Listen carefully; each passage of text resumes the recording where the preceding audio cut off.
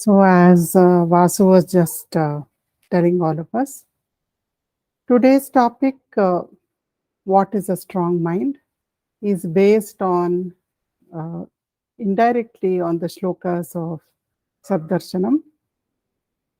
Actually, Ramana tells us what is a weak mind, and then he has told us in many other teachings what is strength of mind also. So I have brought those two together. Slokas 31 and 32 are what we'll be looking at today. So before we begin, please join me. Let us offer our pranams to all Sadgurus, and I would like to offer my pranams especially to those Mahatmas who are inspiring me every moment of my life. Let us chant Gurur Brahma, Gurur Vishnu, Asatoma Satkamaya together. I'm so happy to be with like-minded seekers and jnanis like all of you who are deeply immersed in the study of Vedanta or spirituality or walking on the path of mukti. So I think it is a great blessing to be here with you today, exploring the path of self-inquiry together. So let us chant together. Om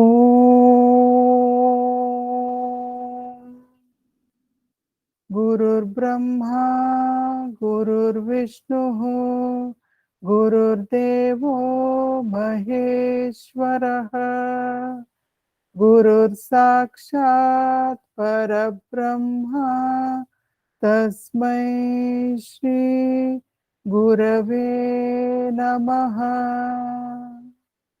Asato ma Sadgamaya, Tamaso ma Jyotirgamaya, Mrityorma Amritam Gamaya. Om Shanti Shanti Shanti. Let us offer our pranams at the lotus feet of Bhagwan Sri Ramana Maharshi, whose Satdarsanam we will be exploring today. I also offer my pranams at the feet of Sri Narasimha Prabhuji, who is guiding me on the path of self-inquiry, and Adi Shankaracharya, whose great legacy on Advaita Vedanta illumines our paths even today. Let us offer our pranams to all Sadgurus. May their blessings always be with us and establish us in the self.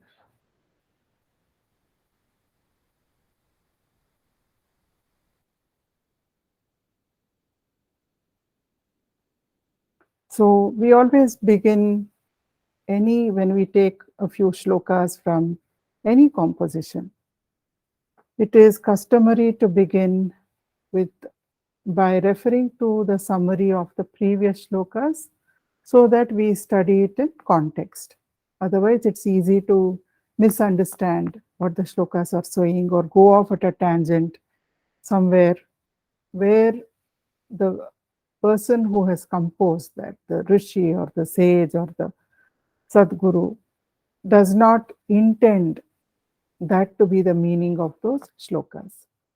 So we are studying 32 and 33 today. So what was said by Ramana Maharshi in the 29th and 30th shlokas of Satdarsanam? Sat means the truth. Tat means that which never changes, which has no birth and no death. It is eternal and infinite. Darshanam, the realization of this self. So what is 29 and 30th slokas? What do they tell us? So Bhagwan is saying in the 29 slokas, last time we saw the example of diving into a well, etc. So he says, just like a diver diving deep into a well, searching for a lost gold ornament, how he holds his breath and he keeps his mind single pointed. The same way he says, diving into the heart. The heart is consciousness, the heart is the self, they're all synonyms. So he says, diving into the heart, restraining both speech and mind, and seeking where the I consciousness shines. I consciousness is the self. This is the direct means of winning awareness of the self. The meditation, I am not this body, I am myself that, is only useful as a preliminary to the quest. Is it itself the quest of the self?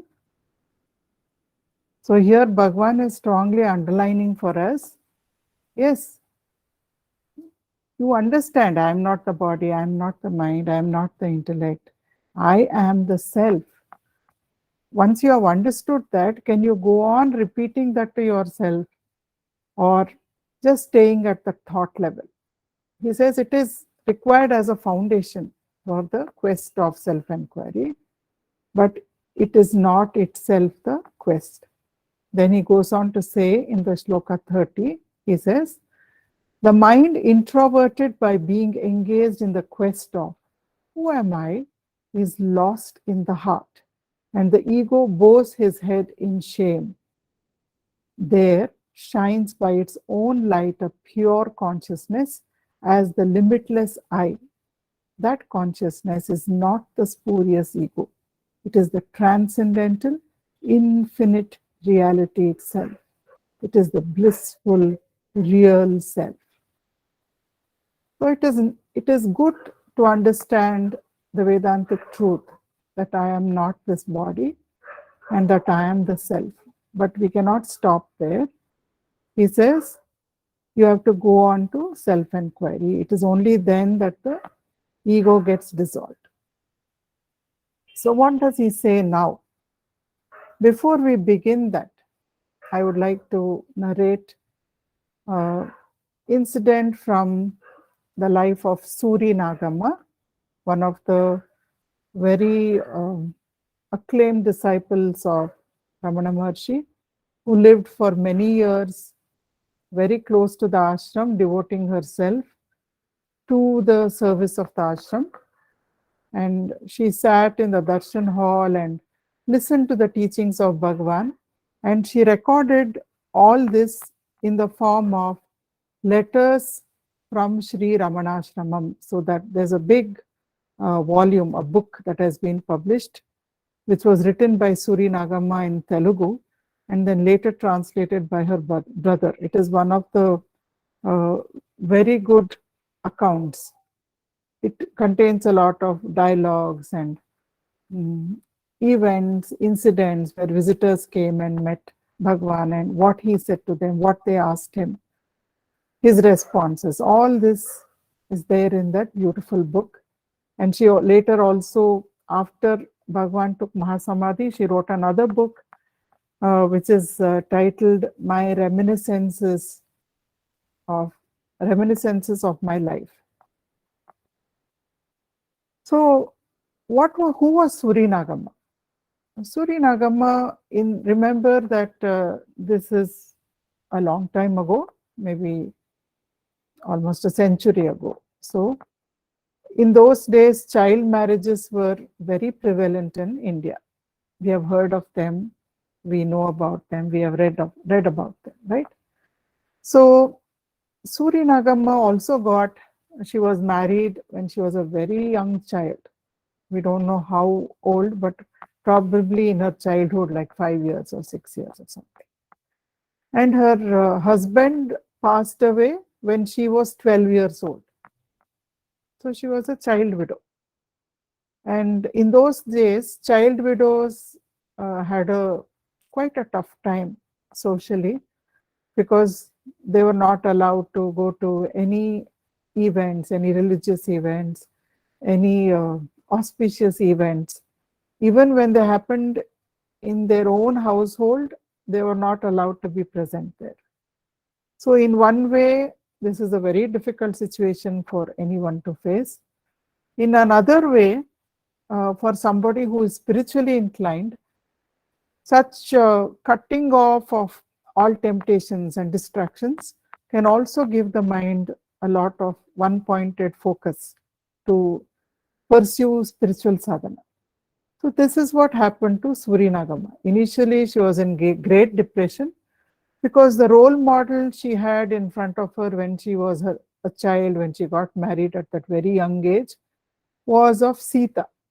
So she thought she should serve her husband like Sita had served Lord Rama, etc., being with him all the time, even in the forest. So through the thick and thin of life, so to speak.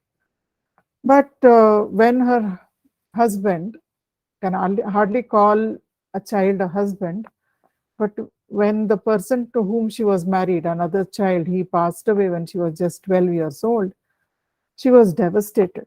So she would often sit in her room and in great depression, weeping, feeling very, very sad. So at that time, she came across some books on lives of saints. So she started reading that. Then she suddenly discovered a great passion. She wanted to meet as many Mahatmas as possible. She wanted to hear the teachings of Mahatmas. And suddenly she got this great thirst that she wanted a Sadguru. But she didn't know where to find a Sadguru. So after several years, one day she got a letter from her elder brother, who later translated her Telugu book also. So he said, I went to Tiruvannamalai and I had the darshan of Bhagwan Sri Ramana Maharshi there. And it was totally amazing. I cannot even describe to you the greatness of this being. You must go and have his darshan. At that time, Surinagama was not really, very impressed. She thought, okay, he went, he saw somebody. Mahatmas, whether they exist today, we don't know. She felt that they existed in yesteryears, long past. Really, such powerful Mahatmas exist today? She was very skeptical. But anyway, she didn't want to displease her brother.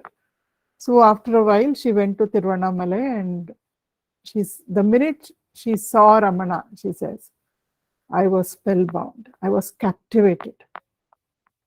And when he turned his gaze and he looked at Surinagama, she says, I felt such peace. I had never experienced such peace in my life.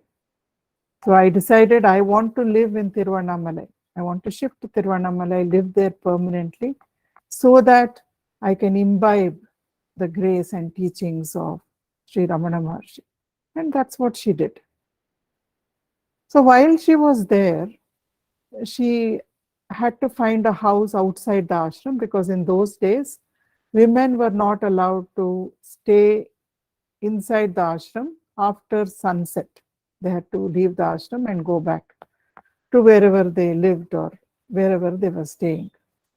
So she took up a house next to Echammal. Echammal was a great devotee. I think we have discussed her story a few times. So she cooked for Bhagwan Sri Ramana Maharshi every single day of her life, ever since she had his darshan. Till the last day of her life, she kept cooking for Bhagwan. So Surinagama took up a house, rented house, right next to Echammal. So Echammal's influence was very, very beneficial for her. They would have their own satsangs where Echammal would share anecdotes, teachings of Bhagwan. So she got a very good orientation. And then Echammal told her, that because you are going to be here permanently and you're going to be seeing Bhagwan every day, you start speaking freely to him. Don't let your inhibitions hold you back. Speak freely to Bhagwan, express all your doubts, ask questions, get answers, and also ask him to grant you mukti. So the next time, Surinagama got some time to speak to Bhagwan. She knelt down in front of Bhagwan, prostrated, and then she said, Bhagwan, please give me mukti. So for such a request, do you think such requests were rare with Bhagwan? No. Many visitors would come. Many visitors would come and ask Bhagwan, lay the same prayer in front of Bhagwan. So when Suri Nagama also said, Bhagwan, please grant me mukti, usually Bhagwan would either ask, who wants mukti? Find out who is it that wants mukti. He would ask a counter question, or he would just not say anything. He would stay quiet. But when Suri Nagama asked Bhagwan, Bhagwan, will you please grant me mukti in this life? Then Bhagwan actually nodded to her, looked at her, and he nodded. So Nagama was very, very inspired. She went back and told HMR. So see, this happened. I asked Bhagwan today, and he actually looked at me and nodded. So HMR said, that's it. Now Bhagwan has taken you under his mantle. You don't have to worry. There is no rebirth for you after this life. You are extremely fortunate. So Nagama would sit in Bhagwan's presence and she would meditate. But often she found that thoughts are coming and clustering around her. Her attention is being pulled in 100 different directions by the thoughts. This is a big challenge for all of us also, right? So she asked Bhagwan. That day there were a lot of visitors. So she felt hesitant to go and talk to him in front of so many people. She wrote it on a piece of paper and sent the chit to Bhagwan through someone. So Bhagwan looked at that chit and he called her and he said, why are you always focusing on doubts? Yes, thoughts will come, thoughts will go. You are not the thought. You are only the witness of the thought. Be the witness. The more attention you pay to doubts, the more you nurture them and the stronger they become. Instead of that, ask for whom are these thoughts? Who am I? And then plunge into self-inquiry. That is the way, he tells her. So this advice is very useful to us, and I will tie this up with the shloka also. So then we will realize why have we taken up this particular incident from Suri Nagama's life. Okay. So we come to shloka 31. Let us chant, read and follow as we always do. Aham kritim yo lasati grasitva. Aham kritim yo lasati grasitva. Kim tasya karyam parishishtamasti. Kim tasya karyam parishishtamasti. Kinchit vijanati sa atmananyat. Kinchit vijanati sa atmananyat. Tasya sthitim bhavayatum kshamah kaha. Tasya sthitim bhavayatum kshamah kaha. So Bhagwan is asking,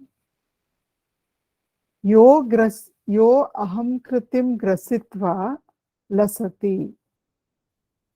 He who has grasitva is swallow. Aham kritim is the ego. Lasati is shine resplendently. So he who has swallowed the ego shines resplendently as what? As the self. That is understood in this line. So he who has swallowed the ego shines resplendently as the self. Lasati can also be related to lasya or leela, at a sport. So for one who has discarded the ego, life becomes a sport. It is no longer suffering. Anything that happens, he is bliss, he is incarnate, he is the ever, he is the infinite eternal witness who is unaffected by anything that happens outside. Therefore, life becomes a leela or a sport. It's like a game for him. So, Bhagavan says, Kim tasya karyam parishishtamasti tasya, for such a person who is established in the self, Kim karyam parishishtamasti, what task remains, what work remains to be done. Kinchid vijanati saha atmanaha anyat. He sees even the smallest thing for him is not other than the self. So everything that he sees is a manifestation of the self all the time. So kinchit vijanati saha atmana anyat. He cannot see anything which is not other than the self. Even the smallest thing is nothing but the self. Tasya sthitim bhavayatum kshamaha kaha. Tasya sthitim, the state. State in the sense, for an ajnani it seems like a state. But for a jnani, it is not the state. It is a permanent, being for him, permanent presence. So an ajnani, how can he understand the state? Bhavayatum is understand, sthitim is state, tasya, the state of such a being. Who can understand? Kshamaha, who has the capacity to understand the state of such a jnani. This is what Bhagavan is asking in this sloka. So Ganapati Muni, whose Sanskrit translation we just chanted, this is the English translation. For him who has swallowed the ego and shines as the self, what work remains? He can't cognize even the smallest thing as other than the self. Who has the capacity to understand that state of his? So this is what Bhagavan is asking. Then Lakshman Sharma, another ardent devotee of Bhagavan, who also translated Satdarsanam, he says, what needs to be done by him who is happy in unity with that? That is the self. The unity which becomes manifest by consuming the ego sense, the state of peace and bliss beyond relativity. Since he knows nothing other than the self, how can anyone who is not so delivered imagine what that mindless state is like? So, we will now have to understand several things here. What is meant by mindless state? Why why such a jnani will not have any work left? In what sense is that spoken here? So these are some things we need to understand. The same sentiments or the same truth is echoed in the 15th shloka of Upadeshasaram. Nashtamanaso utkrishta yoginaha, Nashtamanaso utkrishta yoginaha, Krityamasti kim swasthitim yataha, Krityamasti kim swasthitim yataha. So in this composition, Bhagavan is asking, for that exalted yogi whose mind is destroyed and who is established in the self, what action or karma remains? So again we come across this Nashtamanaso, or Bhagavan says Manolaya and Manonasha are two states where the mind is dormant. Manolaya is mind is dormant, Mano nasha is mind is destroyed. So the minute we hear the mind is destroyed, then we get several questions in the mind. Then, is such a person a vegetable? How can he continue to function in the world? How will we continue our tasks, fulfill our responsibilities if the mind is destroyed, etc. Right? So, what does Bhagavan mean by that? So, what we call mind in English, Vedanta calls it antahkarana, the inner instrument, antahkarana. So, this antahkarana has 4 aspects. What are these 4 aspects? They are not 4 different parts of the mind, they are 4 different functions of the antahkarana. So, what are these functions? This is something we see every day, we experience every day in our functioning. So, the first aspect is called manas. So, manas generates thoughts and emotions. The aspect of the mind that generates thoughts and emotions is called manas in Vedanta. The viveka or discriminative faculty, which we use to analyze, to make decisions, and to discriminate between satya and mithya, truth and untruth, etc.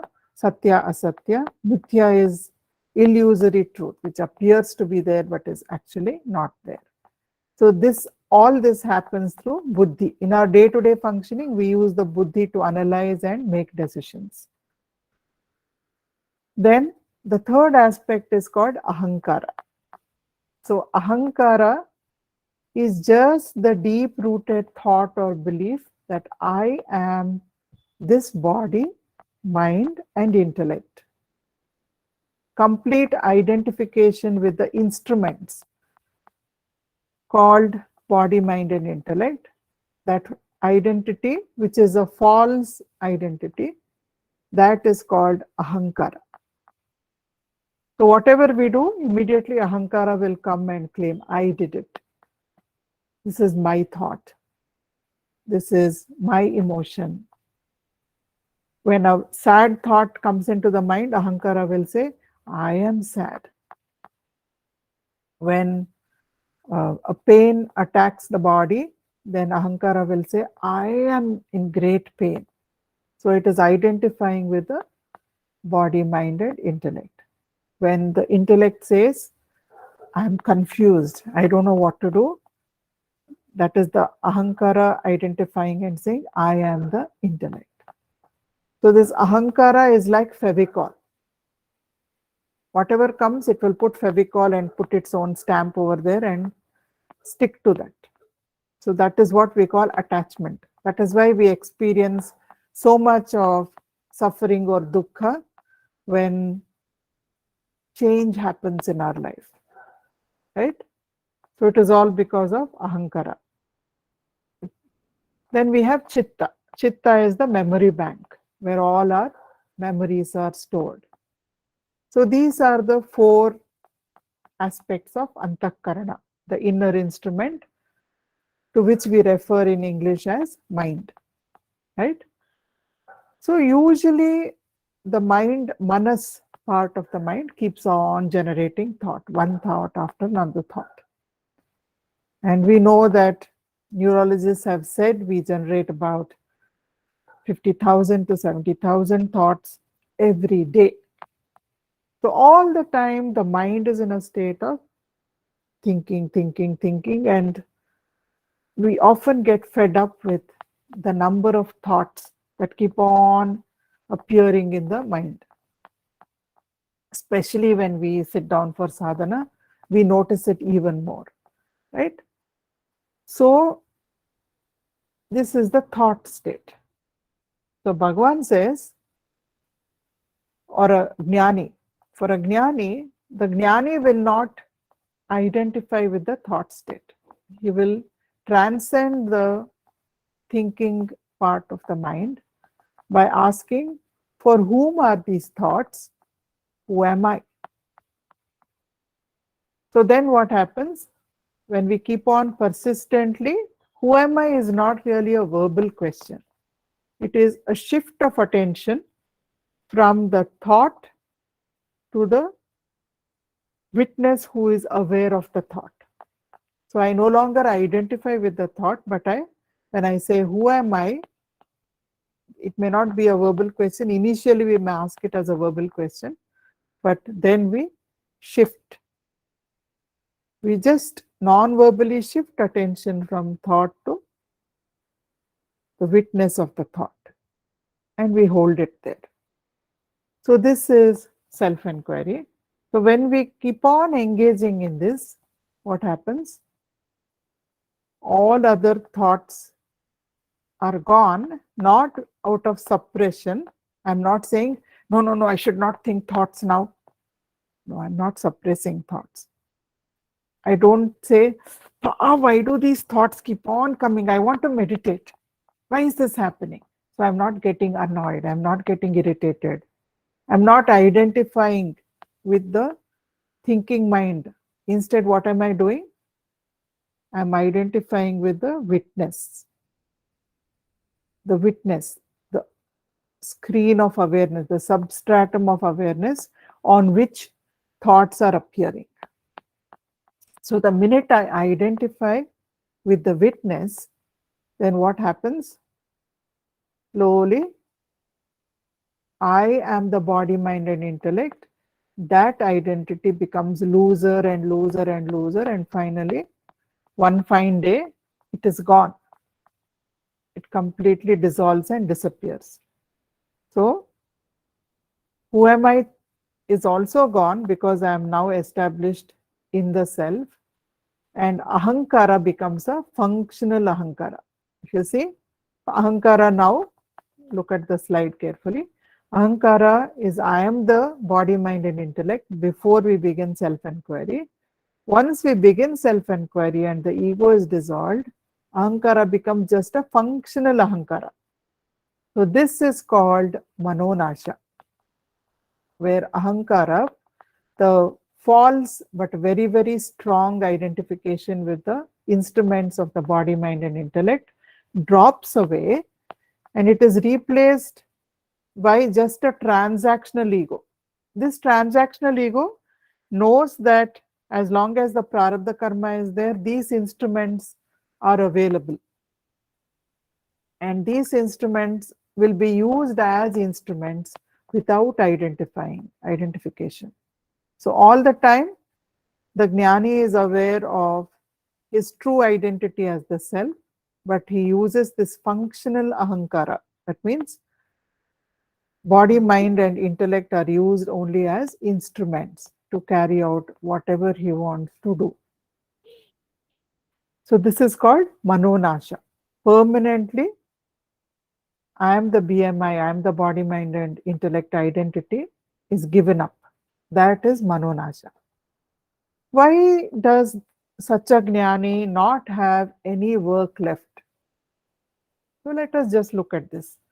We have 4 purusharthas. Vedanta tells us that we have 4 purusharthas. What are purusharthas? Purusharthas are, it's a framework that defines our day-to-day life, right? So first purushartha, though we don't, this is given last in the list, but actually for a sadhak, this is the first one, the first framework.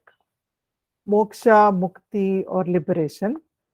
That means freedom from the false identity of I am the body, mind, and intellect. So if we keep this as the major framework of our life, then within that we get the next framework called dharma. This mumukshutva, or the great thirst for liberation, this will define our dharma. What is it? What are my responsibilities? What is it that I have to do? What is righteous action? What is the right way of thinking, right way of behaving, etc.? How should I prioritize things in my life? Everything will be defined by mukshutva and the dharma that flows out from that. So whatever artha and kama, artha is wealth, that is seeking wealth, accumulating wealth, earning wealth, and desire. We all have desires in life. So as long as Vedanta says, as long as your desires and the way in which you earn wealth are coming within the framework of dharma, that is allowed. It is fine. So these are the four purusharthas: dharma, artha, kama, and moksha. For a jnani, he has already become liberated. He has dropped the ego or the thought or false identity of I am the body, mind, and intellect. He does not have any desires in that I need this, I need that, I should go on accumulating wealth, I should go on having one desire after another desire after another desire. So that is also gone. All his bandha vasanas are gone. He has no desire even to accumulate wealth for himself. So he doesn't have to go on working to accumulate wealth or to satisfy his desires or even to attain moksha. So then what is left for a jnani to do? This is what Bhagavan is asking. Right? Very logical approach. So what vasanas are dropped in a jnani? Let us see. Vasanas are the package of desires or residues that we accumulate over lifetimes. So all our likes and dislikes. In this, there are two categories. One is bandha vasanas, the residues that bind us to what? To the false identity of I am the body, mind, and intellect, the dehi bhava. I am this body, that belief. So all bandha vasanas that keep me bound to that false identity, they are binding vasanas. So they are bandha vasanas. For a jnani, these are completely destroyed. They are gone, fully gone, because the magnet that is holding all these ion filings, bandha vasanas together, that main magnet, I am the body magnet, that belief is gone. It has been discarded. So all bandha vasanas are gone. But bhoga vasanas, desires for enjoyment, maybe have a nice cup of coffee, maybe eat a masala dosa. It is no longer compulsive desire. But such desires can come and they can be fulfilled because they don't bind me in any way. But even those, for a jnani, they get converted into whatever remains of the bhoga vasanas. They will be harmless ones that don't bind him to any false identity. But most of these bhoga vasanas for a jnani will be loka kalyana vasanas. That means a jnani will get involved in projects which implement loka kalyana, the welfare of the world, in different ways. That will depend on what his interests are. So most of the time it will be sharing of jnana. So this is what Bhagavan means by saying, what will a jnani do? A jnani will only go on sharing his wisdom with everybody, blessing everybody, guiding people on the path, and starting projects which help in the welfare of the world. So this is what Bhagavan is saying. What does Ashtavakra Gita say about this? Ashtavakra Gita calls an enlightened being Dhiraha, the courageous ones. Who are the courageous ones? Who have transcended all their conditioning. When Bhagavan Buddha is talking to Angulimala, Angulimala says, I'm a very, very adventurous person, he's telling Buddha. Everybody is scared of me. Look how many people I have killed. Look at all the fingers that I'm wearing as a mala. These fingers belong to all the people that I have killed. I am a great hero. Any new adventure, I'm always looking for new adventures. I need more challenges, more new adventures, more people to conquer, more kingdoms to conquer. That is my goal in life. Then Bhagwan Buddha says, I will give you the greatest adventure of all, Angulimala. I will give you the greatest challenge of all in your life. Angulimala says, what is that?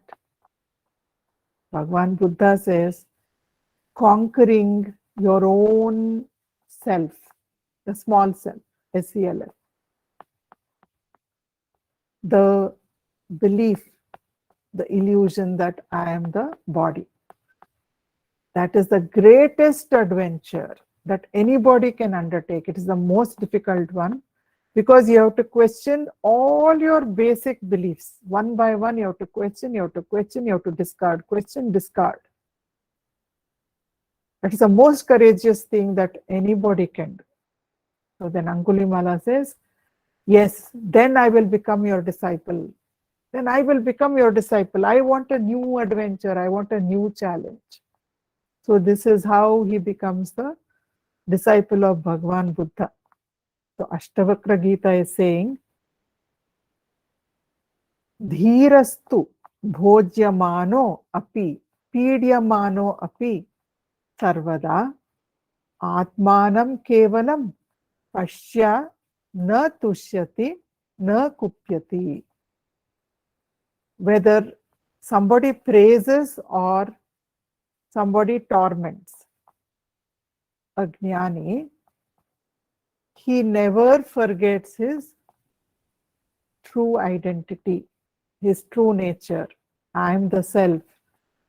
For me, there is neither pain nor pleasure. I am bliss, I am peace, I am infinite, I am eternal. So he is never pleased or angry. He neither expects anything nor is he disappointed. So this is what Ashtavakra Gita is telling us about a jnani. Who in the another shloka, Ashtavakra Gita says, who is to be compared to the great souled person whose mind is free of desire even in disappointment, who has found satisfaction in self-knowledge. Triptasya is the word it uses. Tripti means great contentment. When we eat a very, very nice meal, our favorite dishes cooked in just the way we like, we have eaten enough, our stomach is full, then what happens? We are so content. For Ajnanis, it is said, the only time an Ajnani will say enough is when the stomach is full. So that kind of contentment, feeling complete because he is the self. There is nothing other than the self. Everything is a manifestation of the self. He is infinite and he is complete. So such a jnani has no desires. What more desire can he have? Only when I feel incomplete, I need something to complete me. So I will say, okay, let me get married. If I get a better half, then I will feel complete. Then after some time, I find out even that is not completing me. Okay, maybe if I have a child, that will complete me. That also does not complete me. If I get a better job, a better house, more money, nothing completes me. But a jnani is ever complete. So no desire arises in the jnani. Even in disappointment means to say, where even a jnani would be disappointed when something does not go as per plan, even in such a state, in such a situation, a jnani will not get any desire, oh, yo, this should not have happened. How can I set this right? He will do what is required. He will fulfill his responsibility. But he is free from desire. He is free from disappointment. He is free from anger or pleasure. Nothing that happens outside can affect him because he is ever complete. He is peace and bliss. So this was reminding me about a story. One young man, he goes to a great guru and he says, "Oh Mahatma, I have been trying very hard to meditate. I sit down, I sit in Padmasana, and then I do pranayama, and I keep chin mudra. I sit like that, I sit with my back straight, and I'm very, I don't move at all. But when I close my mind, what happens? My mind will start daydreaming." So the Mahatma said, okay, what is your daydream? Then this young man says, I keep on dreaming about my career path. Okay, what do you do? So the young man says, "Oh, I am a software engineer. I work in an MNC. Oh, is that so? Okay. So what is your career plan? If I work hard, in a few years, I can become the manager. Okay, very good. What next? Now, if I keep on working hard, then I can become a director. Oh, very good, very nice. What next?" Now this young man's career path, he had traced up till director. He has not traced beyond that in his daydream also. Now this Mahatma is asking him what next. So he gets a little irritated. He says, "What next? Oh, okay, maybe if I work very hard and if I'm very lucky, then I can become vice president, VP of the MNC. Is that so? Okay, what next? Arey Baba, how many times this man is asking me what next? So then this young man says, okay, if I'm even luckier, then I can become president. Okay, very nice. What next? Now this young man is really irritated. So he says, okay, what next? You keep on asking that. What will I become next? Then can I become God? He asks the Mahatma. So then the Mahatma starts laughing. He laughs and he laughs. This young man is quite bewildered. He doesn't know what's happening. He says, "Why are you laughing?"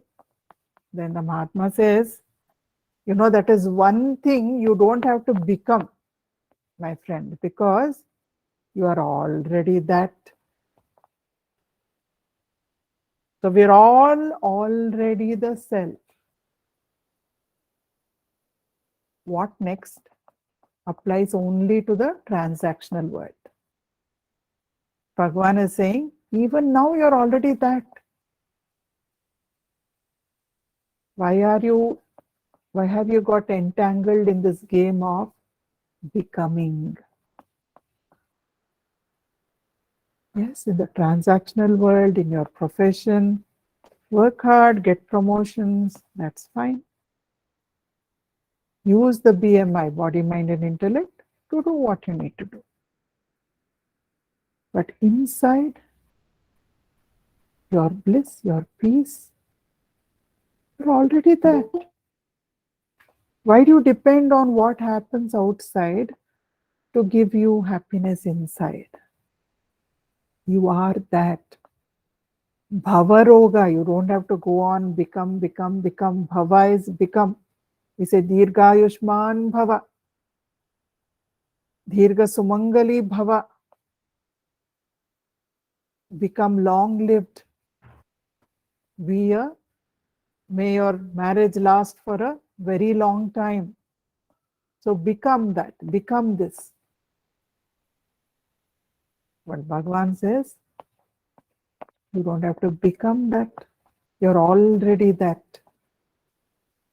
Don't get into the game of what next. in the spiritual realm. That is what he is telling us. A Jnani has realized this, and a Jnani has not yet realized this. So he has bhavaroga. He is caught up in becoming. I must become a good meditator. Then after I become a good meditator, I must become somebody who can get into samadhi state. So there also we are postponing, but we are already that.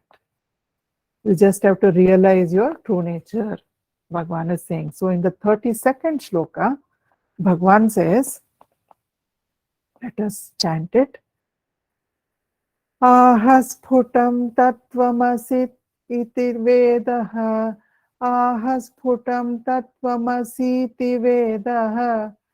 Tathapi asamprapya paramatmanishtham.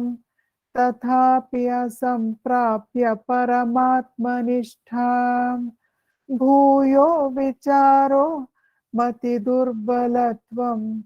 Bhuyo vicharo mati durbalatvam. Tat sarvada swatmataya hi bhati. Tat sarvada swatmataya hi bhati. Ahasputam. That means aha is like a loud noise, like a pataki or a huge drumbeat, or sputam, like an explosion. So Vedaha, the Vedas are saying, Tattvamasi iti, you are that. Iti, like this. This is what the Vedas are saying. They're not just saying it. They're proclaiming it loud and clear, like a clap of thunder or an explosion of dynamite or something. Think of the loudest sound that you can think of. And that loudly the Vedas are proclaiming, you are that, you are the self, you are eternal, you will never change. You are the witness, you are infinite. Vedas are going on telling us that. Tathapi, in spite of that, asamprapya paramatma nishtham. In spite of that, you are not able to get established. Nishtham is to get established. That means when I listen to a satsang, when I read a good shloka, or when I contemplate, when I meditate for some time, I feel, yes, I am the self. But after some time, when life keeps on throwing challenges at me, I forget. So that is not being established in the self. Being established means I am there permanently. No matter what happens outside, I am always aware of my true nature. This kind of being established, this kind of self-abidance, capital S, asamprapya, you are unable to attain that kind of self-abidance in spite of the Vedas proclaiming loud and clear, tat tvam asi, that you are. Bhuyo vicharo mati durbalatvam, to go on and on thinking that again and again. We saw that in the 29th shloka also, Bhagavan has said, I am not the body, I am the self, is a good foundation for self-inquiry, but it is not self-inquiry itself. So Bhagavan is saying, Bhuyo vicharo, mati durbalatvam, Bhuyo, again and again, vicharo, to keep on thinking this over again and again, mati, mind, durbalatvam, weakness. It is weakness of the mind, of the intellect, to go on staying there and thinking this over and over without taking the next step. It's like somebody standing at the edge of the swimming pool. You are wearing a nice swimsuit and you're just standing at the edge of the swimming pool. The water will be so cold. Why do I want to jump in? Let me jump in. No, let me not go. Let me jump in. No, let me not go. So why are you hovering around at the edge? Dive in deep by asking, who am I? Dive into self-inquiry, says Bhagavan. Tat sarvada svatma tayahi bhati. Even in such a one, even in a person with this kind of weak mind, who is not ready to move beyond. It's like building a house. I'm an architect, so I'll give you an architectural example, right? So I put the foundation for a house, and then I don't build the walls, I don't put the roof, I don't do anything else. Is the project complete? So Bhagavan is saying, why are you just after understanding what the Veda says, having understood well, why are you just hovering around there still? Dive in.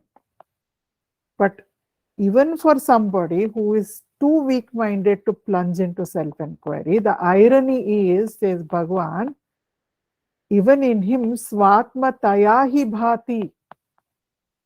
It is the self alone which is illumining even this mind. Even such a person is none other than the self, even as he is refusing to plunge into self-inquiry. Look at the irony of that, says Bhagavan. So just like that young man who said, do you want me to become God? No. The Mahatma said, you're already God. That is one thing you don't have to become. You are that. So Bhagavan is pointing out the irony. We are thinking it's a long journey. I should go on doing this, doing this, doing this. It will take lifetimes. But Bhagavan is saying, why? That is also a bandha vasana. How long will you go on saying the Mahavakyas, Tattvamasi, etc.? That work is done. Now go on to the next step, plunge in. Because even when you are doing that, remember, you are nothing but the self. So this is the translation of Ganapati Muni Sloka, which we just read. Though the Vedas clearly proclaim that you are, one is still not established in the self. Discussing this truth again and again is only due to the weakness of the mind. The irony is that even with him, such a weak-minded one, the self is always shining brightly. And what does Lakshman Sharma say? Lakshman Sharma says, instead of winning one's own natural state, the state which is taught by the Vedas, in the words, thou art that, by entering the heart through the quest, who am I? A man goes on meditating, I am that, I am not the body, because of mental weakness. Even in him, that reality is itself ever shining as the self. So this is what Lakshman Sharma says. So remember, Antakarana, Manas Buddhi, Ankara, Chitta. So thoughts. I am that great Mahavakya is also a thought. It is still a thought. So even when I am thinking I am that, I have understood, I am still in the realm of the thinking mind. I'm still caught there, trapped there. How can I transcend that? Bhagavan says, who am I? Plunge into self-inquiry, shifting attention from thought to witness who is aware of the thought. So before we move on to the next few slides, just close your eyes.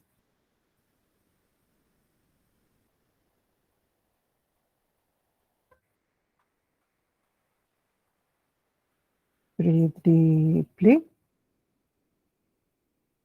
Deep inhalation, slow exhalation.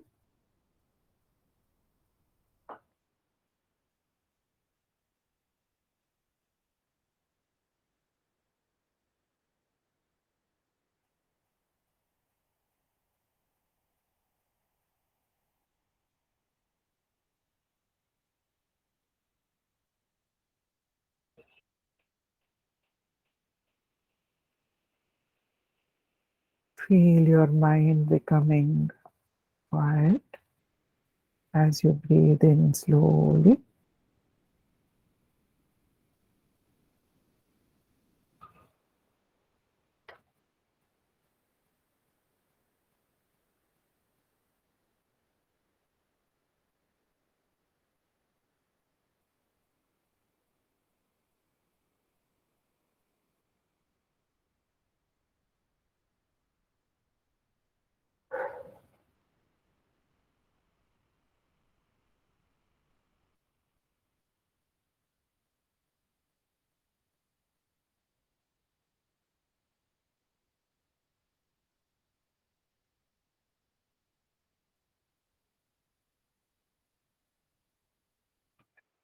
Now gently shift your attention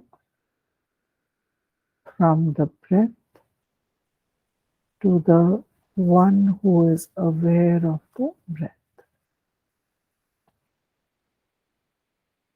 Just ask, who is aware of the breathing?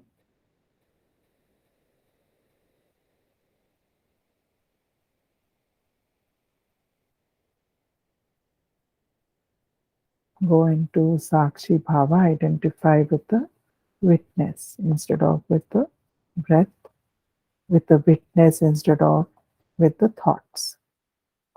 If a thought comes, let it come.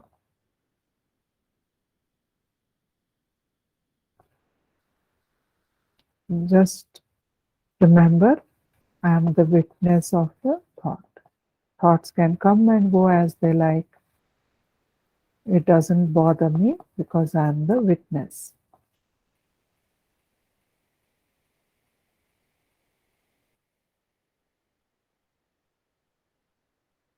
If your attention shifts to the thought, you start prolonging some thought because you've got entangled in it. The minute you become aware, just shift your attention back by asking, who is aware of the thought? It can be verbal, it can be non-verbal shift of attention also.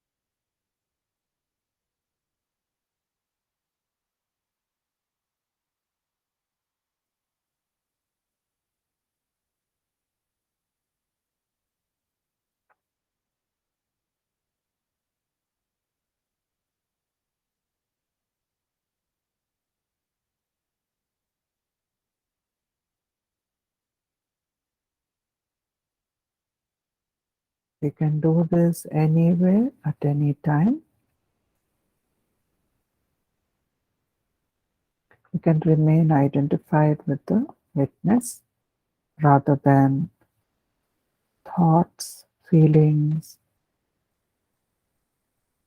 or anything that happens in the outer world, our roles,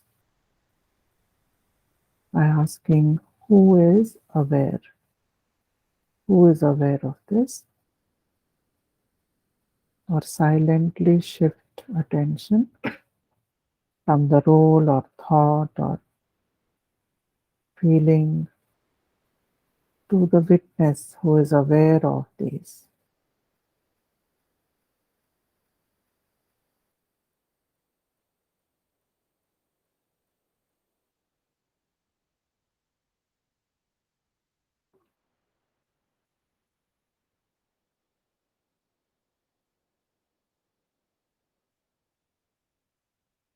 Whenever you're ready, slowly open your eyes.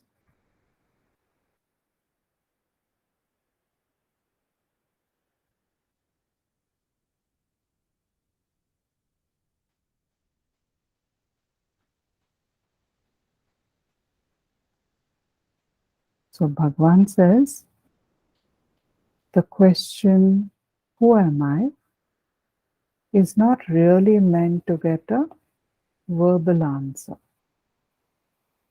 right? But this question, who am I, is meant to dissolve the questioner.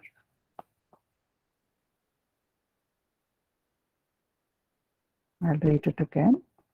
The question, who am I, is not really meant to get an answer. Rather, the question, who am I, is meant to dissolve the questioner. The questioner is the one who is identifying with the body. So when we ask, who am I, we are asking, who is this small self that feels unhappy when the mind is unhappy, who feels angry when the mind is angry, who thinks he is in pain when the body is in pain, who suffers and suffers. Who is this? So when we question this belief, this thought, repeatedly we shift the attention away from this identity to the identity of the witness. Then this false identity dissolves. The questioner dissolves. So we come to the topic of the talk. What is a strong mind? So Bhagavan has told us a strong mind moves from Bahuchintana to Ekachintana. First step. That means when my mind is pulled in 100 different directions, when I close my eyes and sit down for sadhana, it's pulled in 100 different directions. Instead of that, I give it one thought. A Mahavakya, maybe I am that, I am Brahman, and so on. And then I focus on that. So that gathers all the energy of the mind, the divisive energy, which has become diluted by moving in so many different directions. I gather it all together and bring it to one focal point, Ekachintana. But that is still not enough. We learned that, right? That is still not enough. So then Bhagavan is saying, then plunge into self-inquiry. Shift your attention from the false identity to your true nature by asking, who am I? Or non-verbally shifting your attention. This will take you to self-abidance. Otherwise, you will be like a swimmer who never jumps into the pool. He'll keep on telling everybody, you know, I'm such a great swimmer. But he has never actually jumped into the pool at all. That would be a tragedy. But we all have strong minds. We will move from Bahuchintana to Ekachintana and then to self-inquiry. So that is what Avadhuta Gita also is saying. You are consciousness. Everything is consciousness, which is complete and unbroken without boundaries. You are not the meditator, nor the object of meditation. Then why does the shameless mind keep meditating in this way? So take the leap. Make the jump. This is what Avadhuta Gita is also saying. So I would like to end with this nice anecdote from Bhagwan's life. One day Bhagwan was outside Skandashram. That was a cave on top of Arunachala hill. He was living there, and a wall outside Skandashram needed some repairing. So there is nothing that Bhagwan did not do in his life, we can say. So Bhagwan had mixed some cement and sand, and he was repairing the wall. On his body, in many places, there was cement mortar, cement dust and all was adhering. And one group of visitors came. They had come to have Bhagwan's darshan. So they came up to Skandashram, and they are not seeing anybody inside. And they thought, oh, this is a laborer. He's repairing the wall. So they went up to Bhagwan and they asked, where is Ramana Maharshi? So Bhagwan said, I don't know. So then again they asked, where is Ramana Maharshi? Tell us, no, you must know. So Bhagwan could be sometimes little mischievous. So he said, he went down the hill. So immediately these visitors wanted to catch Ramana Maharshi, so they also started going down the hill. They climbed a little bit. By then Echammal, the devotee who would bring him food every day, she would cook and bring food for him every day, she was climbing up. And then she said, what is this? Where had you gone? I said, no, we wanted to have Bhagwan's darshan, but somebody told us he has gone down the hill. Arey, he is there only, come with me. I will show you where Bhagwan is. So by then, Bhagwan had finished repairing the wall. He has washed his hands and feet and washed off all the cement dust. And he is sitting inside. And these visitors come. That is Echammal. So these visitors come and Bhagwan is like this. They didn't even recognize that this was the laborer who was actually repairing the wall. They had not even seen him properly. They saw him more from the back and he's just repairing. So they thought this is a laborer. And they came, they sat, they prostrated, they took his blessings and left. Then Bhagwan laughed. He said, even that laborer was Ramana Maharshi only.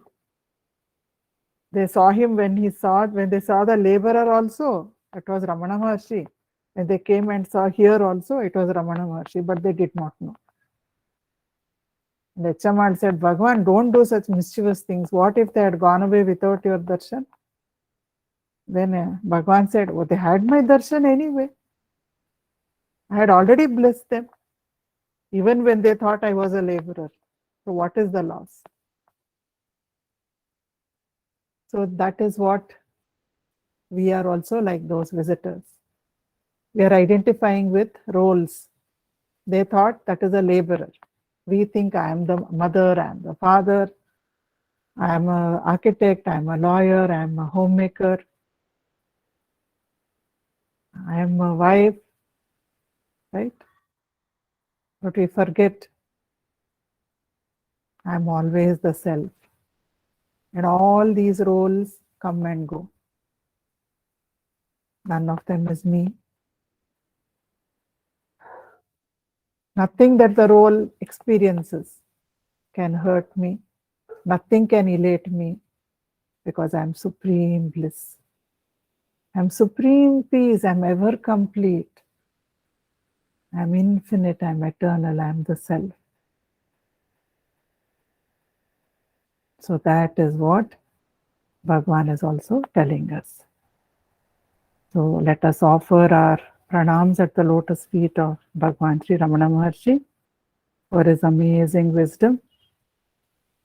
May his grace, the grace of all Sadgurus, continue to make this awareness of our true nature burn strongly within us, so that we take the plunge into self-inquiry and we move into abidance of the self, which we already are. May all beings be happy. I thank each and every one of you for joining me in the exploration of this wonderful 2 shlokas. Thank you so much.